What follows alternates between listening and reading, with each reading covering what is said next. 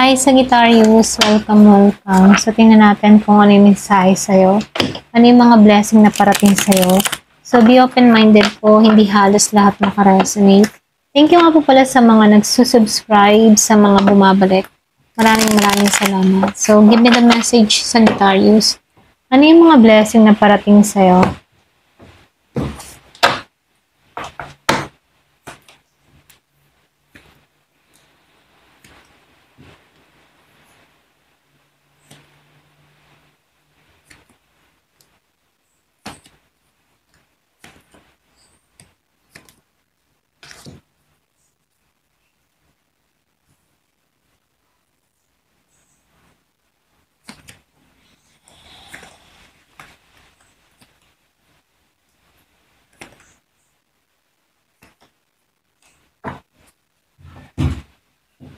So, dito sa Sagittarius, nakikitaan ko dito, yung bang mabilis, meron ditong biglaan na sunod-sunod ng swerte.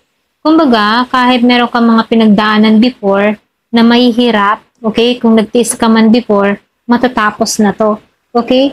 So, nakikitaan ko dito, nakaranas ka din before na ikaw ay nag-overthink, pwedeng na-stress ka din, or pwedeng nag-worry ka din, pero tapos na to, okay? Kumbaga, ang magandang balita dito, ito yung unang matatanggal dito, yung hirap at pasakit mo. So, dito, nakikitaan ko dito yung 7 of Pentacles. Kumbaga, lahat ng mga pinaghirapan mo, meron ng bunga. Ito yung harvest time, okay? Kumbaga, malapit na mag-harvest ka rito, lahat ng mga pinaghirapan mo ay, lahat ng effort mo, pinaghirapan mo, magkakaroon ng malaking bunga, okay? So, dito, lumabas ang 5 of Pentacles upright dito. So, meron ka ding struggle in the past. Okay? Kumbaga, nakaranas ka din dito ng financial lack, palaging nag-iisa, or feeling left behind, ganon. So, dahil kasunod niyan ay ang Knight of Swords, ibig sabihin, dito ka aangat. Okay? Pagkatapos ng kakapusan, darating ang overflow. Okay? Darating ang ginhawa. So, nakikita ko dito sa Knight of Swords, yung bang tipo na bigla ang balita, pwedeng mabilis na opportunity or sudden decision. So, yung iba sa inyo, pwedeng merong offer na i-alok sa'yo tulad ng trabaho, pwedeng business chance, o kaya communication. So, meron din akong nakikitang approval na mangyayari sa'yo, okay? Or deal. So, ito yung unang sipa ng swerte, okay? So, dito, lumabas yung 2 of Pentacles dito. Kumbaga, pagdating sa pera, magiging balance ka na. Maganda ito kasi magiging busy ka dahil sa mga bagong opportunities. Ito yung good type ng busy. So, dito, lumabas yung Ace of Wands. Ito yung bagong simula na kung saan full of passion or pwedeng drive and creativity. So, ito yung bagong idea or opportunity na magiging start ng iyong swerte. Usually, proyekto to or pwede rin business or pwede rin bagong trabaho or travel, okay? So, ito yung spark dito. So, dito, lumabas din itong 3 of Wands and 8 of Pentacles. So, merong expansion or meron ditong paglawak, paglago. So, nakikitaan ko dito, may pagkilos or may paglipat ka ng lugar na matibay, okay? Pwede rin paglipat ng trabaho. So, paparating na yung result ng mga pinaghirapan mo. So, posibleng growth dun sa iba, pwede rin foreign opportunity like travel or pwede rin working abroad.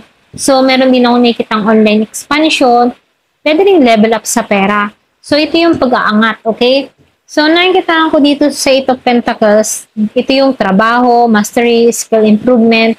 So, ito yung card na may gagawin ka talaga, may papasok na effort. So, kung may talent ka or skills ka, dito ka magkakapera, okay? So, unexpected income from pwede rin work, side job, or pwede rin business or creative craft, okay? So, dito, lumabas yung Ace of Cups. So, ibig sabihin, blessing and emotional renewal. So, sa reading ng pera, nakikitaan ko dito yung bang tipo na magiging payapa ka, okay? Mawawala na yung stress. Kumbaga, may bagong simula ng fulfilling. So, pwede rin may mga taong tutulong sa'yo willingly, okay? So, dito, lumabas tong 3 of Swords. Kumbaga, old heartbreak hurts. Kumbaga, so, nakikitaan ko dito, nakakahawak pa yung iba. Okay?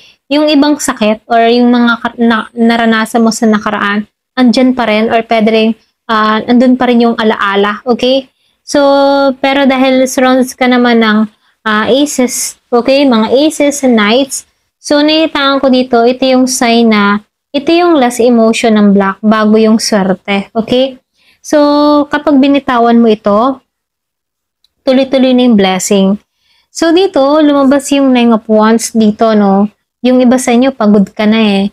Pero hindi ka naman sumusuko. Yung card na ito ay survivor, kumbaga. So, nakikitaan ko dito, may dahilan kung bakit papasok yung swerte. Kung ano yung hinihintay mo, ngayon na magmamaterialize, okay?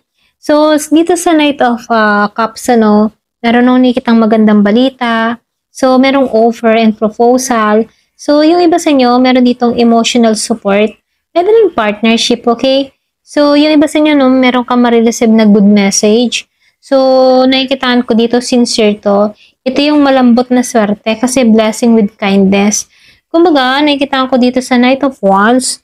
Yung iba sa inyo, no, ito na yung huling sipa ng swerte. Mabilis, tuloy-tuloy, takbo. Ay, kumbaga, tuloy-tuloy ang takbo, okay? Kumbaga, andun yung energy. Pagpasok ng opportunity, hindi siya small. Kumbaga, big. Big yung parating sa'yo. Okay? At napaka-exciting ng offer. So, seryoso sa Sagittarius to, no? Kumbaga, this is unstable luck. Unstoppable. Ayan. This is an unstoppable luck. Kumbaga, hindi mapipigilan yung swerte mo rito. So, dito sa Sagittarius, ano, nakikitaan ko dito, matatapos na lahat ng mga kakapusan, ganyan, no? Matatapos sa lahat ng kahirapan.